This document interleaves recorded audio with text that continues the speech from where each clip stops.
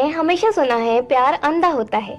जब हमें किसी से सच्चा प्यार हो जाता है तो उसके आगे हमें कुछ नहीं दिखता, एज वगैरह कुछ मैटर ही नहीं करता। ऐसे कई एग्जाम्पल्स भी हमने देखे हैं और आज ऐसे ही ड्रामा की एक्सप्लेनेशन लेकर मैं आई हूँ। तो चलिए बिना देरी किए एक्सप्लेनेशन स्टार्ट करते हैं।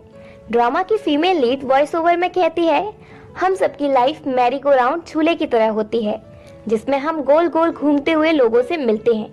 कई बार तो हमें पता ही नहीं चलता कि हमारे सामने कौन आया, हम नोटिस ही नहीं कर पाते। एक दिन वर्क पर जाते टाइम यान शिंग से मिलती है। शिंग जो है वो पहले यान का स्टूडेंट हुआ करता था, पर अब वो दोनों एक ही कंपनी में वर्क करने लगे हैं। शिंग ने अभी ही वर्क करना स्टार्ट किया है। जब यान उससे मिलती है तो पहचान लेती है। शिंग कहता है, मुझे लगा नहीं था कि आपको अभी भी मेरा नेम याद होगा। यान, तुम काफी लंबे हो गए हो। शिंग, उस टाइम स्कूल में मैं सिर्फ 17 का ही तो था, इसलिए ज्यादा हाइट नहीं थी। यान, अब तो तुम 25 के हो और काफी हैंडसम भी हो गए हो, तो तुम्हारी कई गर्लफ्रेंड्स होंगी। शिंग, टीचर, मेरी गर्लफ्रेंड कैसे होंगी? पहले स्कूल में आप मुझे बैड बॉय कहा करती थी। यान, चलो ठीक है, अब मैं चलती हूँ। शिंग यान से पूछता है, आपकी लाइफ में सब कैसा चल रहा है? यान, तुम क्यों पूछ रहे हो? वैसे मेरा डाइवोर्स हो गया है तान के साथ। शिंग, तो क्या आपने दोबारा शादी कर ली? यान, एक बच्चे को इतनी चिंता क्यों है वैसे? चलो अब मैं चलती हूँ। रात को शिंग कंपनी में ओवर टाइम करता है जिससे वो यान से मिल सके। जब यान मीटिंग अटेंड करके वापस आती है तो शिंग सोने की एक्टिंग करता है। यान उसके पास बैठकर उसे देखने लगती है। शिंग पूछता है, क्या आप मुझे देख रही थी? यान, मैं बस तुम्हें उठाना नहीं चाहती थी क्योंकि तुम ओवर टाइम करते हुए थक गए हो, और हम कर ही क्या सकते हैं, ऑफिस रोमांस की वजह से चीफ ने हमारे कई कलीग्स को जॉब से निकाल दिया है। शिंग, कम वर्कर्स की वजह से हमें ओवर टाइम करना पड़ रहा है। यान, मैं चीफ को बिल्कुल समझ नहीं पा रही।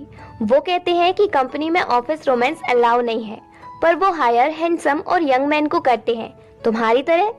फिर यंग गर्ल्स खुद को कैसे कंट्रोल कर सकती हैं? शिंग पूछता है, आपको कैसे पता कि आप खुद को कंट्रोल कर सकती हो? यान जवाब नहीं देती और वर्क के बारे में बात करने लगती है।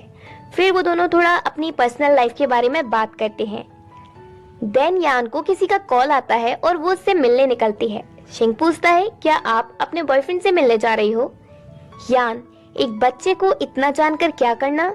वैसे मैं बाहर डिनर के लिए जा रही हूँ, क्या तुम्हारे लिए कुछ लेकर आऊं क्योंकि बाहर बारिश हो रही है? शिंग, नहीं, मैं खुद जाकर ले आऊंगा।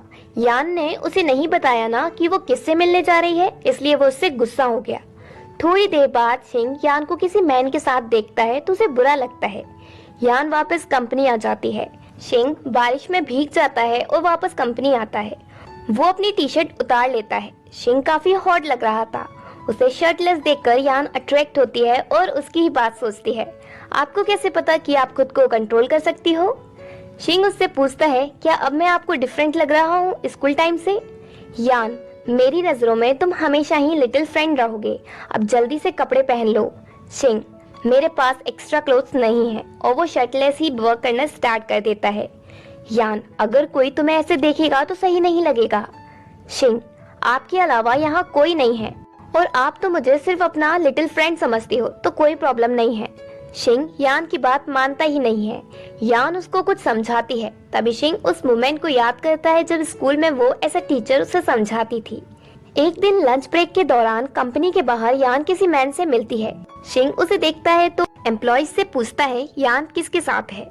वो कहती है, क्या पता, और वैसे भी ओल्ड वुमेन की लव लाइफ में कौन इंटरेस्ट देता है। ब्रेक के बाद जब वर्क रिलेटेड कुछ पूछने शिंग यान के पास आता है तो वो सो रही होती है। उसे देखकर शिंग खुद को रोक नहीं पाता और वो उसे किस करता है।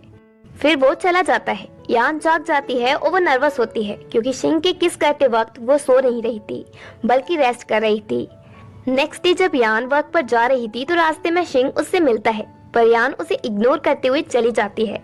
कंपनी में भी लंच ब्रेक में जब शिंग यान को बिस्किट्स देता है तो वो लेने से मना कर देती है और कहती है, मेरी एज में ज्यादा मीठा खाना अच्छा नहीं होता, और वो चली जाती है। शिंग को समझ नहीं आता कि अचानक से यान का बिहेवियर उसके लिए चेंज कैसे हो गया। वर्क करते टाइम शिंग सोचता है कि आखिर हुआ क्या है। देन शिंग फिर से यान से मिलता है जब वो वर्क से वापस घर जा रही थी। शिंग उसे जाने से रोकता है। यान, तुम क्या चाहते हो? सारे एम्प्लॉइज हमें देख रहे हैं। शिंग, आज आप मेरे साथ डिनर पर चलो, मुझे आपसे कुछ कहना है। यान, मैं नहीं चल सकती क्योंकि मुझे कुछ जरूरी काम है। शिंग, काम है या मुझे अवॉइड करने के लिए बहाना बना रही हो? यान, ऐसा कुछ नहीं है, तुम गलत समझ रहे हो। अगर तुम्हें कुछ काम है तो तुम मुझे वर्क टाइम पर कह सकते हो। ये कहकर यान वहाँ से जाने लगती है। शिंग उसे खींचकर अपने साथ एक रूम में लेकर जाता है और वॉल की तरफ पुश करता है। उसी टाइम मैनेजर अपने कैबिन से बाहर निकलकर आती है यान से मिलने, पर जब वो उसे नहीं मिलती तो लगता है कि वो चली गई। एक एम्प्लॉय कहती है शायद यान नहीं गई क्योंकि थोड़ी देर पहले उसने उसे देखा था। इधर शिंग यान को चुप रहने को कहता है क्योंकि अगर वो बोली तो वो पकड़े जाएंगे। थोड़ी देर बाद शिंग वहाँ से जाने की कोशिश करती है तो यान उससे अगेन वॉल की तरफ पुश करता है और पूछता है, आप मुझे अवॉइड क्यों कर रही हो? क्या मैंने कुछ गलत किया जिससे आप अनहैप्पी हो गई? यान कुछ नहीं बोलती। शिंग, फाइनली मैं समझ गया। एक्चुअल में कल आप जागी हुई थी जब मैंने आपको किस किया। आई एम सॉरी, पर आज अगेन मैं आपको किस करूंगा। और वो यान को फोर्सली किस करता है। यान उसे स्लैप मारकर चली जाती है। शिंग अपसेट हो जाता है। नेक्स्ट डे मीटिंग के टाइम एक फीमेल एम्प्लॉय शिंग को इशारा करती है कि उसने उसके लिए यान के पास सीट बचाकर रखी है, पर शिंग उसके पास नहीं बैठता। आज शिंग का दिन है। वो कंपनी में सारा टाइम यान को इग्नोर करता रहता है। एक फीमेल एम्प्लॉय यान से साथ डिनर पर चलने को कहती है, पर यान मना कर देती है और शिंग के जाते ही वो उसके पीछे जाती है और उसे साथ डिनर पर चलने की पूछती है, पर शिंग मना कर देता है। यान उसे सॉरी कहती है स्लैप मारने के लिए।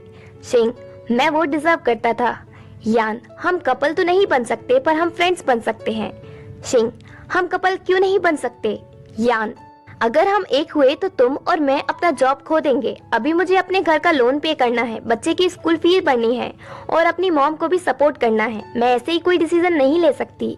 शिंग, तो ये सब मनी की वजह से है। अगर कंपनी में ऑफिस रोमांस का कोई प्रॉब्लम ना हो तो?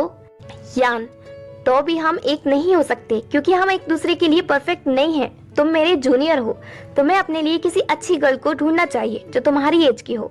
शिंग, मैं समझ गया आप क्या कहना चाहती हो, पर मैं आपका फ्रेंड नहीं बन सकता। और फिर वो चला जाता है। शिंग रेस्टोरेंट जाकर ड्रिंक करता है।